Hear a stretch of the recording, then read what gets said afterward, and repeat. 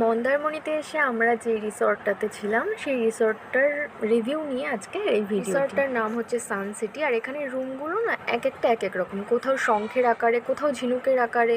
তো আমাদের রুম ছিল এইটা। এবার চলো রুমের ভেতরে গিয়ে তোমাদেরকে দেখো। আমাদের রুমটা কিন্তু একদমই অগোছালো হয়ে আছে, আর আমি সেইভাবেই তোমাদের দেখাচ্ছি। তো এখানে ওরা ঘুমাচ্ছে, ওদের প্রি ওয়েডিং শ্যুট ছিল। আর দেখো, এই রুমটার থেকে বেরিয়েই বাঁদিক চলে গেল বাথরুম, আর এই দিকটা এক্সট্রা একটা বসার জায়গা আছে। তো বাথরুমটা তোমাদের আগে দেখিয়ে নিই।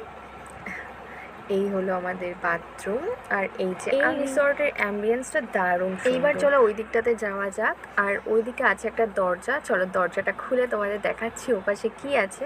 আসলে আমাদের রিসর্টটা পুরো ঘোরা হয়নি, আমরা অতটা সময় পাইনি, একদমই কম সময়ের জন্য আমরা এসেছিলাম। তো দেখো দরজাটা খুলেই সামনে চলে এসেছে একটা সুইমিং পুল। ভেবেছিলাম যাব, কিন্তু বাইরে দেখতেই পাচ্ছ প্রচণ্ড রোদ। তো এই ছিল আজকের ভিডিও।